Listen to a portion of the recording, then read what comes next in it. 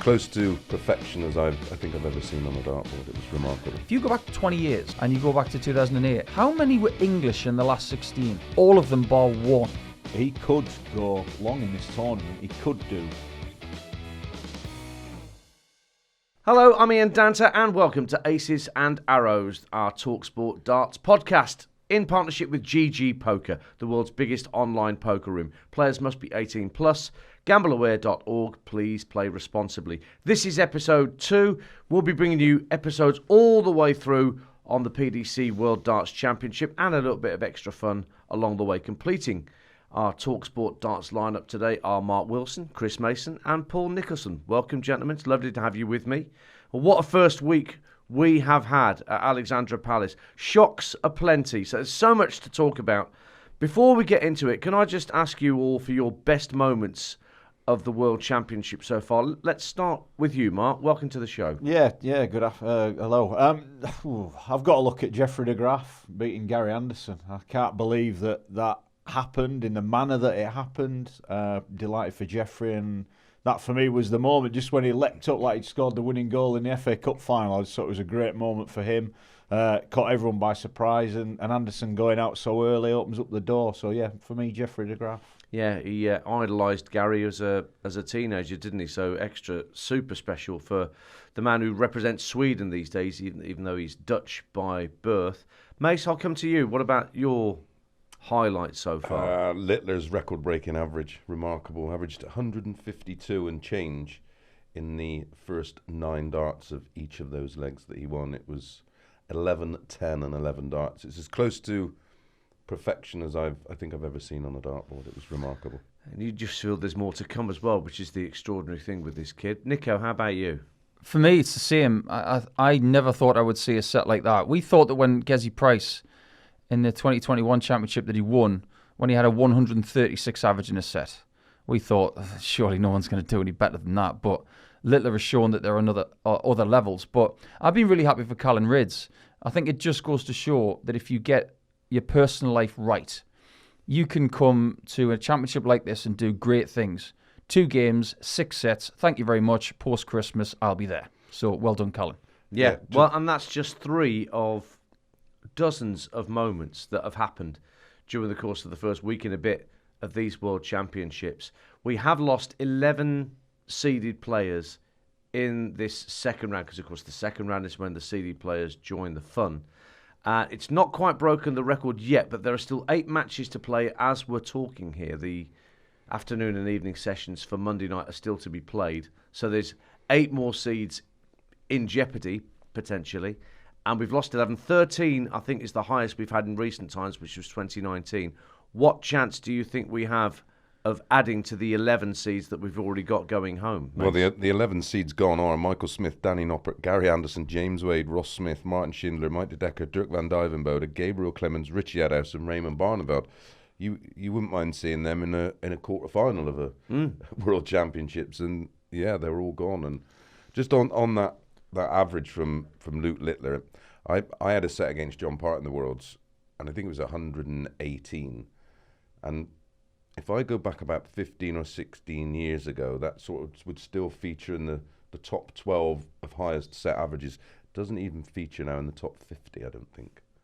That's the progress this game's made in. Game's gone, isn't it? Yeah, it's remarkable, and I think that's reflected by the way the seeds are getting dumped down now, because some of them have been, well, a lot of them, to be honest, have been disappointing, the performances from the players. I'm not sure whether it's nerves or expectation or just coming into the Worlds in bad form, but there has been some fabulous performances, and I'm with Nico. Callan Rids was incredible. Do you, just aside from that, do you think if you have a poor players championship finals or you don't get in it, is the gap too big?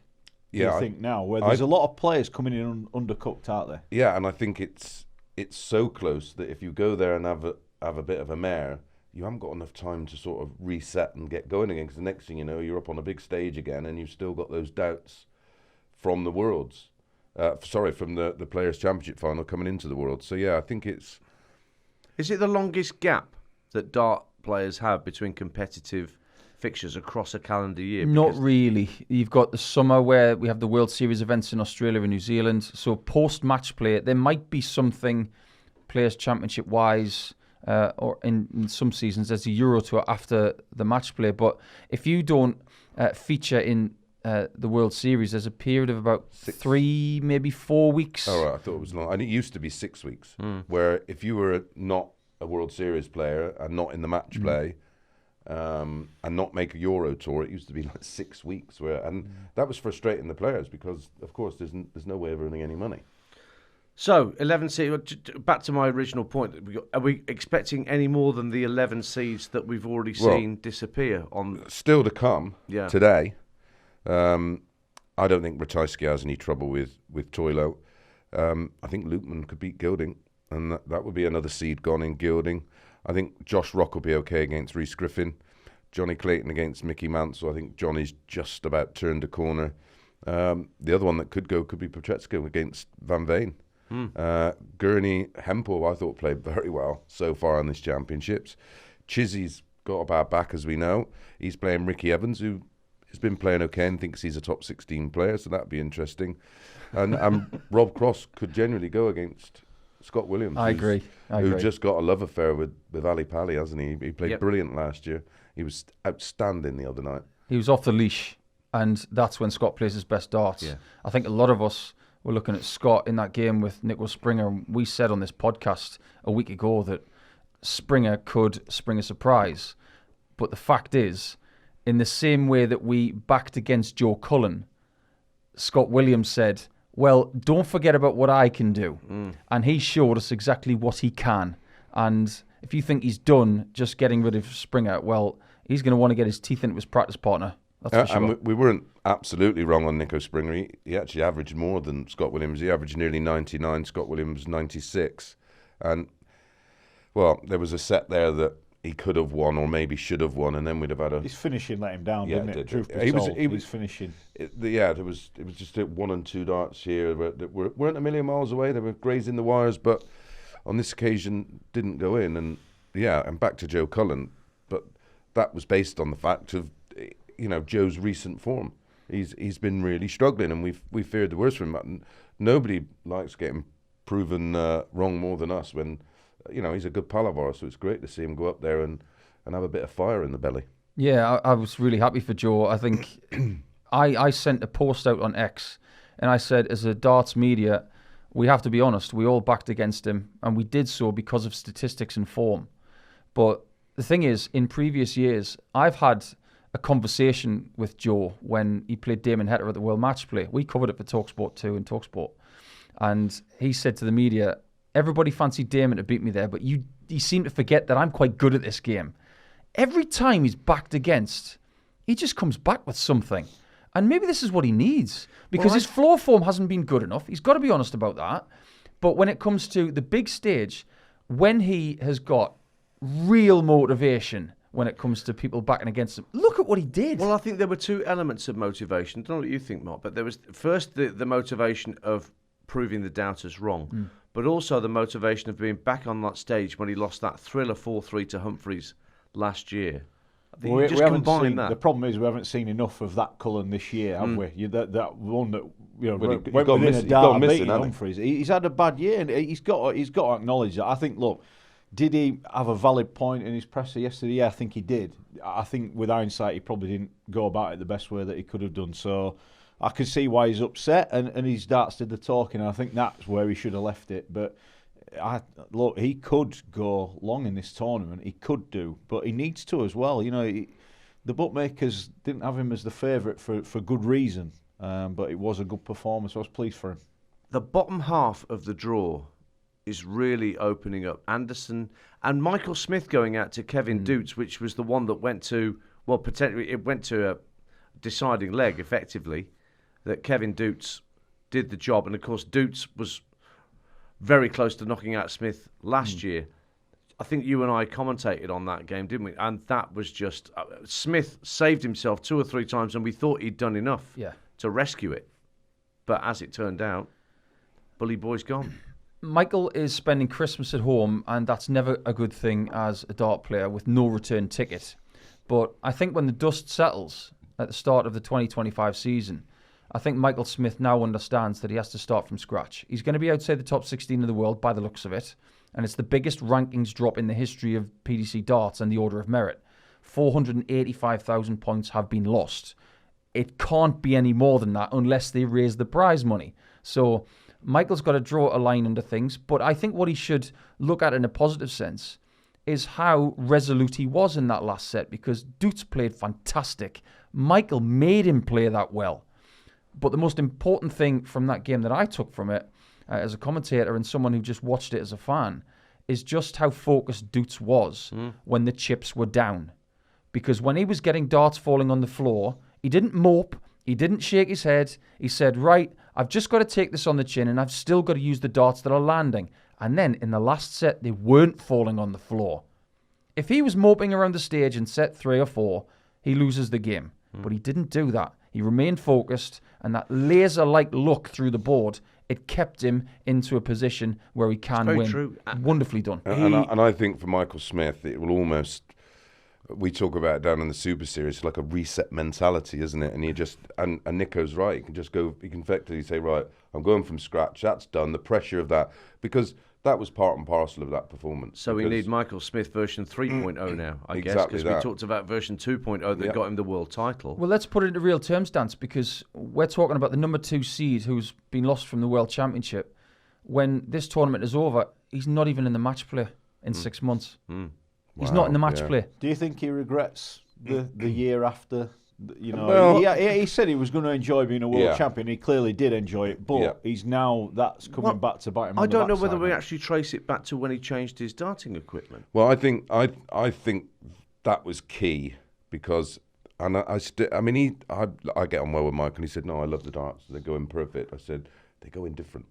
And he's like, no, he's not having none of it. And I totally understand that. And listen, he genuinely believes they're the right darts for him. But I think it's a combination of the relief of getting that first world title, and then the fact that he pretty much was fairly honest and said, look, I'm going to stay at home, I'm going to go away, I'm going to see my family, I'm going to go on holidays. And he just took his eye off the ball a little bit, I think, and he hasn't been able to recover. And he admitted that he won a Players' Championship event, and he said he felt under so much pressure to win it for his new brand. Yeah. So I think there is a little bit of that, you know, that maybe it's the imperfect storm for him, if you like. But can he come back? Yes, of course he can.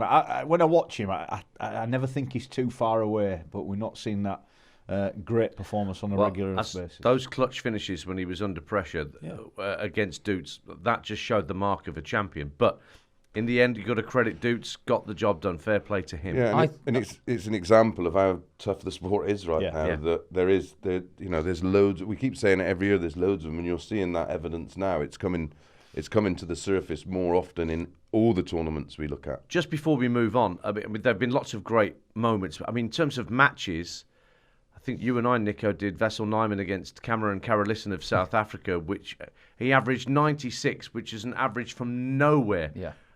And it's been really good to see these players coming from from all around the world, which is what Barry Hearn wanted with the PDC to, raise the profile and raise the standard of darts in areas that aren't traditionally known for their strength in the sport. You think of Toilo, you think of Nabrida. Yep. Carolissen didn't get through, but my word, how hard he pushed Nyman in that game. It's important because this is no longer a sport that is dominated when it comes to the World Championship by just the Dutch and people from the United Kingdom. We've seen great stories over the years, like John Part, who won the very first Alexandra Palace World Championship in 2008. He's from Canada. And this title's only been won by a very select few amount of nations, 5. And only 6 countries have made the final. That's a really small amount of countries. But what we're starting to see, and Mace can back me up on this, it is the fact that if you look at the last 32 of the tournament and then the last 16, if you go back 20 years and you go back to 2008, how many were English in the last 16? All of them bar 1. Which would be Raymond. Things are different. Yeah. It's not just England versus the world. It's everybody against everybody. So you've got the Philippines, you've got African nations. We haven't even started in that continent. Give us another 10 years and we'll probably have someone really going far from that continent. But I think the important mark for us is to continue the growth in Australia. I think that's stagnated. But what Simon Whitlock did who has now lost his tour card, by the way, what he did in 2010 was monstrous. What a lot of people don't know, and I don't even know if you know this, Mace, we might have talked about it in the past. Before Simon Whitlock made the final in 2010, they used to show the Worlds on a cable network there with a 6-month delay. So you'd have to wait. You have to wait 6 months to watch the darts. Yeah. After he made that final, the network actually showed that final live, and everybody thought, "Wow, we can actually watch it live now."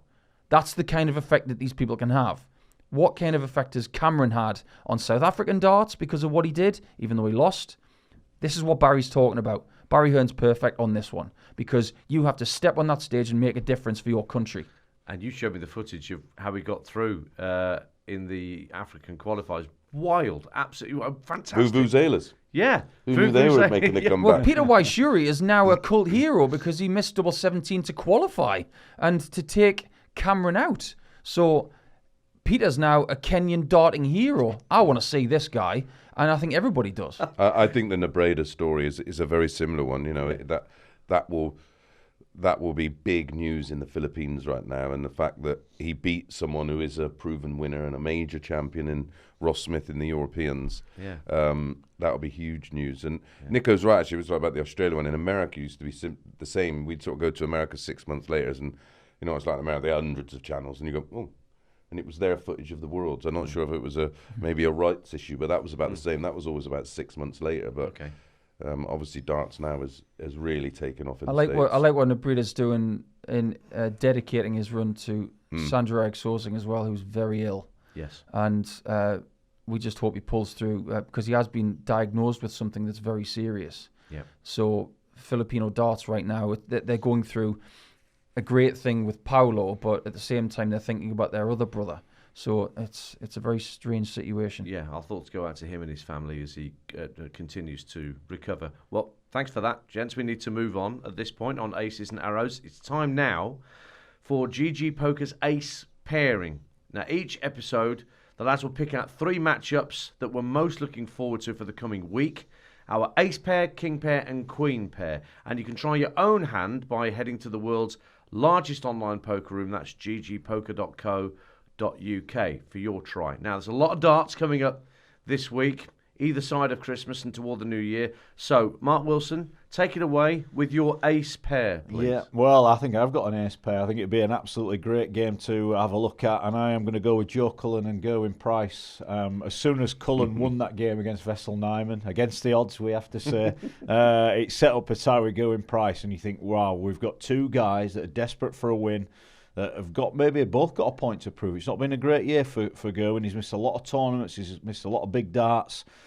And he needs a win. He's won twice on the World Series, but they're not ranking victories. And he's sliding down he's no longer the Welsh number 1.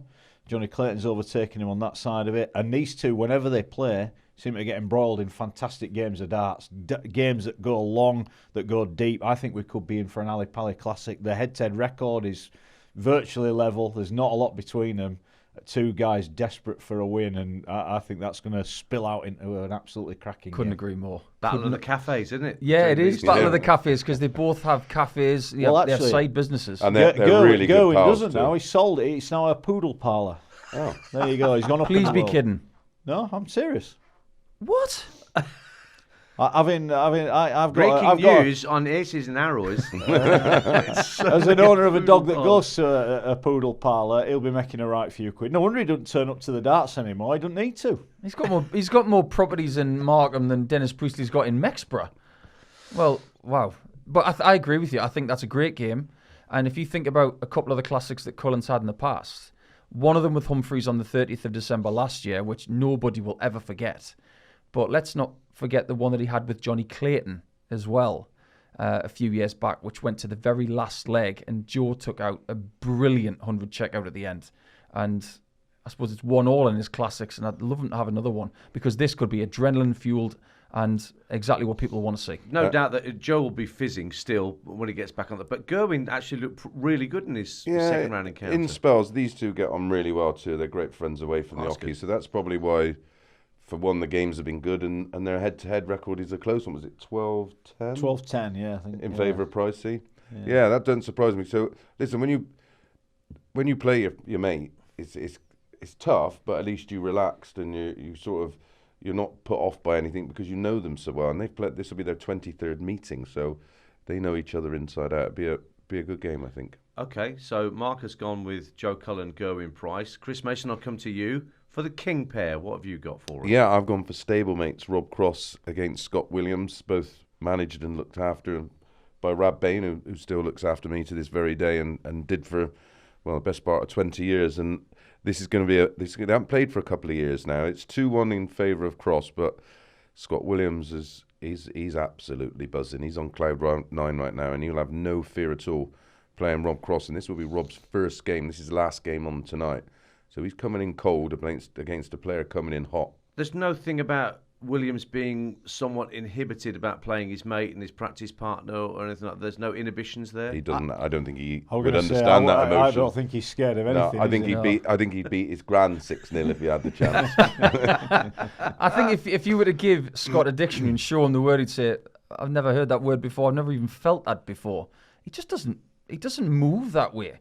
You bump into him at an airport, he just says, "Right, where do I go?" He's just so laid back. Actually, you're right. He wasn't even scared of the Ali Pali Wasp, was he? Because it came for him wearing the yellow and black, and he just swatted it away. He was trying to get it like he was Batfink. Now, there's a bit of a blast from the past. But my word, I think nobody's had a cooler exchange with the Ali Pali Wasp than him. No. So, all right, that's your king pair. Rob Cross against Scott Williams. All right, queen pair. We come to you for your selection, Paul Nicholson. I'm going to go for the Ryan Derby, which is going to be post-Christmas. Joyce against Searle. Searle was really good in his first game. Looked very composed. Got rid of his opponent in about 15 minutes of game time. So averaged nearly 100, didn't he? It was a typical Ryan Searle performance. There was good set play as well in the first two. Really good explosive levels. But his ability to find tops, it's his biggest weapon, and he's going to need it. Because up against Joyce, who disposed of Danny Nopper very efficiently with some sensational finishing, and the way he was able to show how much he wanted to win that match. We never see Ryan Joyce celebrate, but he did towards the end of the third set. And I think it scuppered him for about 2 or 3 legs after that. But then he was able to get the match won. Don't ever forget just how good he is at finishing. Damon Hetter's the best in the world at finishing. Statistically, that is a fact. But Ryan Joyce is second. 42% all year long. He's very, very dangerous. And he's been to the quarterfinals before. Well, yeah, you guys, you did that game on... Yeah. I was listening to you on talkSPORT 2 when Joyce came from behind to sort out Nopper. Yeah, well, I said to Chris, I fancied him to get the job done as we well. both- He's we a both player. fancied He's got levels in his game, and hasn't he? and his finishing. Nico's right. As good as Searle is on tops, Joyce is better on double 16. I think he's the most accurate on double 16 of anybody in That's because world he doesn't darts. like tops the way his darts land. Yeah, Tops exactly. isn't good for him. He just has a read on it, and it just I suppose it's a bit like Littler and double 10.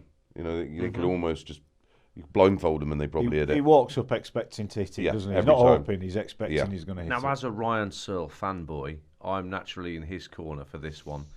But he's never got really deep into a world championship. I don't know whether you think this could be his year. I think look, we've seen him in players' championships get to finals regularly. Certainly earlier in the season, he seems to dominate it. But he hasn't, like you said, he's not gone deep into big tournaments. And I think that's a question mark over him, if I'm honest. I think until he does it, I wouldn't be in a rush to put any money on him to do it. And I'd have to say, looking at that, I'd probably side with Ryan Joyce. I mean, he's got every facet to be going deep in these big TV tournaments. That's why his ranking has stalled a bit, hasn't it? Because he just doesn't go deep in the most meaningful of the tournaments. I can't call this game. I am firmly sitting with splinters because the weapons that I see from these two players, you've got the right hook of tops from Searle. You've got the left uppercut, which is the double 16 and the double 8 region for Ryan Joyce. I think this game hinges on scoring. I think Searle, from previous behaviours, has the better scoring. Agreed. But if it clicks for Joyce, boy, we could be in for something. Okay, so you've had your ace, king and queen pair from the three of them.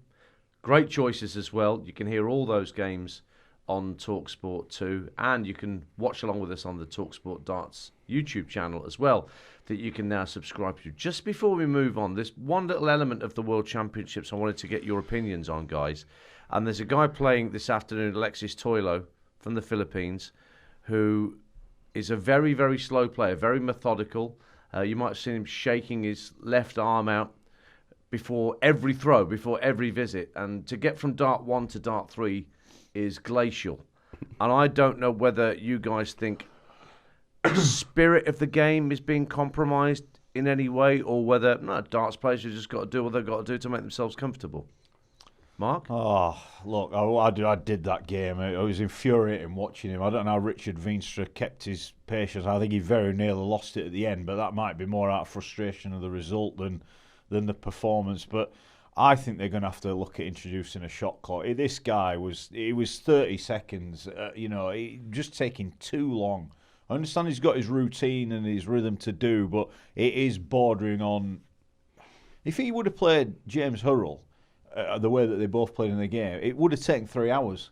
And the people don't want that. They want to see people playing darts. And well, that's the love of our sport. It's fact that it's quick, it's reactive. Yeah, and look, we know some players are slower than others, and that's fine.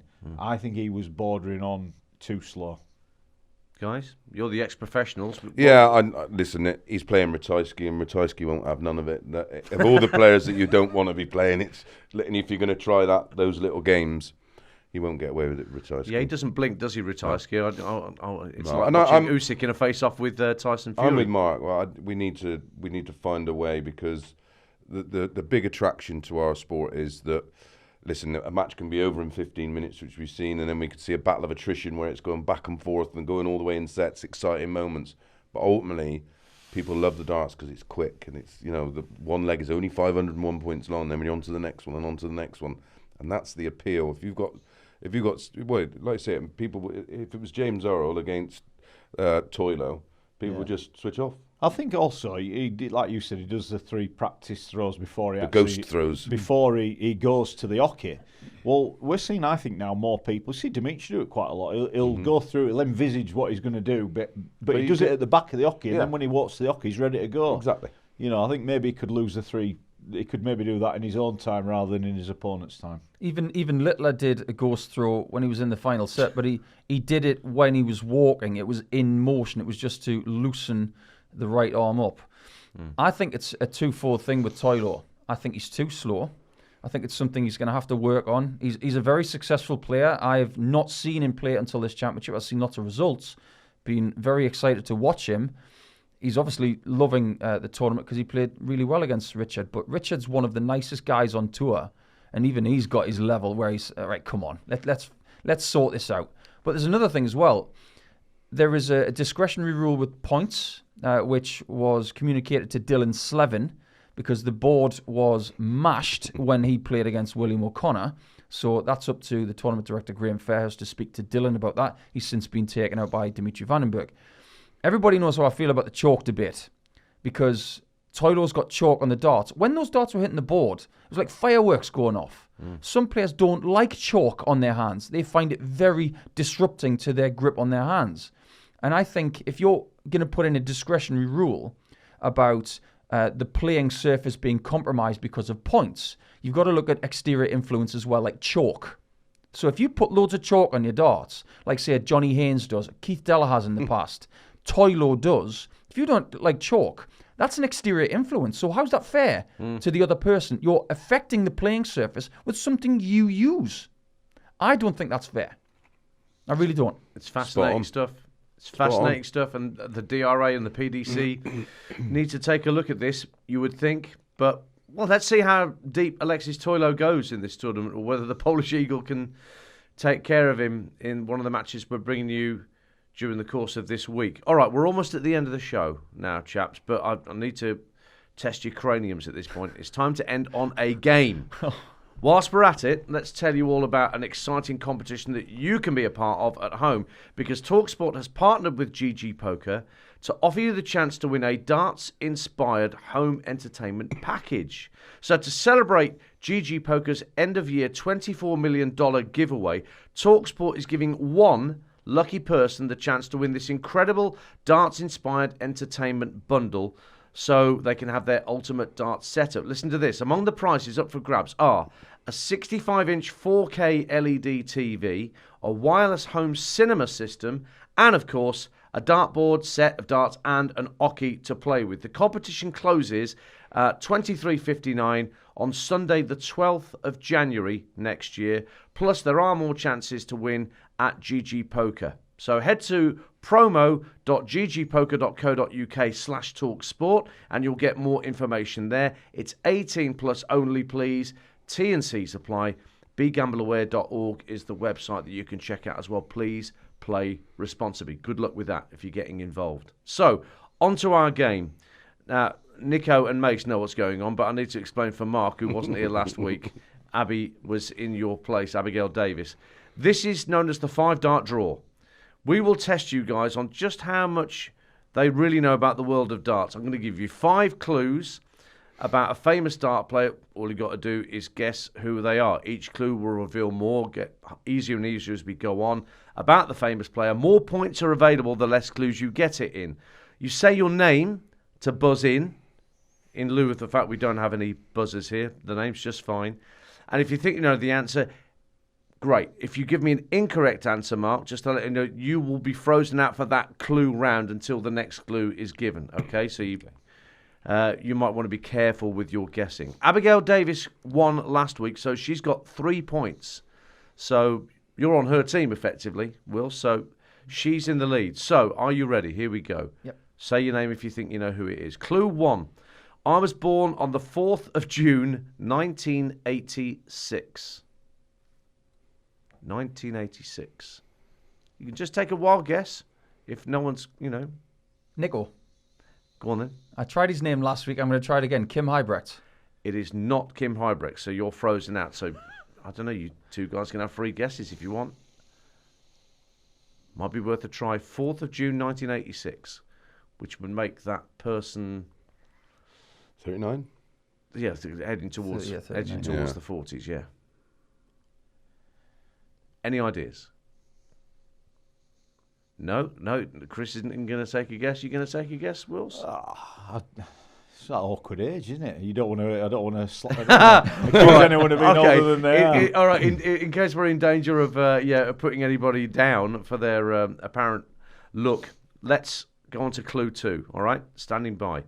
I've played in 9 PDC World Darts Championships, but not since 2022. I've played in 9 PDC World Darts Championships, but not featured since 2022. Oh, I can hear the cogs whirring now. Say your name if you think you know an answer. God, it's all gone quiet over there. Am I going to have to move on? I'm playing for a 0-0 draw here. You are, aren't you? Abby's loving this. No one's got it.